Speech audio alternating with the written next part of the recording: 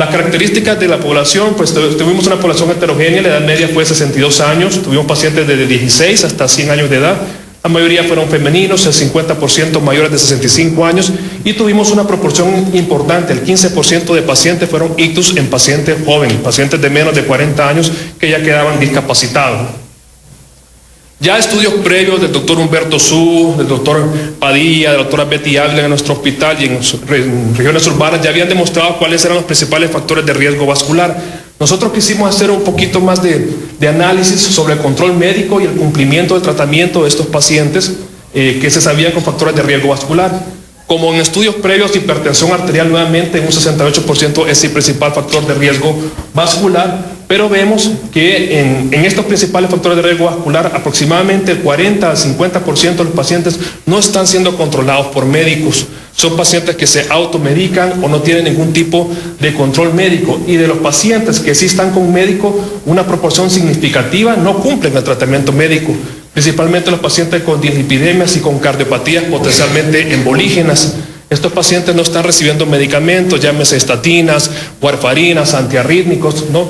Entonces tenemos una población en riesgo, con factores de riesgo vascular de un 30, un 40, hasta un 76.5% que están siendo maltratados y están en riesgo de ictus nuevos o recurrencia de eventos cerebrovasculares. Quisimos también hacer un análisis sobre el tiempo de llegada al hospital escuela y la gravedad clínica de los pacientes y su relación con mortalidad temprana. Establecimos 6 horas como el periodo crítico, porque es el periodo teórico de ventana terapéutica en el cual nosotros podemos revertir una potencial zona de penumbra isquémica. En nuestro estudio logramos confirmar que aproximadamente el 50% de los pacientes llegan llegan por atención médica, ya sea un centro de salud, clínica privada, un hospital regional, dentro de esas primeras 6 horas, que es cuando podemos hacer algo por rescatar esta zona de penumbra isquémica. Pero a nuestro hospital únicamente el 26%, son 1 de cada 4 pacientes, lo recibimos en este periodo de tiempo. Y aún para hacer más dramática la situación, solo al 12% se les pudo hacer una tomografía en ese periodo de tiempo, lo cual es importantísimo para fines terapéuticos a corto plazo. Y al 42% se les hizo una primera tomografía 24 horas después del inicio de los síntomas, ¿no? Entonces es muy difícil que bajo estas condiciones podamos revertir esa zona de penumbra isquémica, y la extensión y la discapacidad de los pacientes es mucho mayor. Siempre digo que esta probablemente es la principal diapositiva de este estudio, que era cuál era la tasa de letalidad que estábamos teniendo. A 28 días nuestra tasa de mortalidad en el hospital escuela es del 38.5%, lo cual, como vamos a ver más adelante, es una cifra elevada, ¿no? Y de los pacientes que sobreviven, aquí tenemos aproximadamente el 51% de ellos quedan totalmente dependientes, con una discapacidad moderada a severa, ¿no? Y esta tasa elevada de mortalidad está determinada principalmente por la mortalidad intrahospitalaria, que es bastante elevada, ¿no? Esta gráfica es ilustrativa por sí misma.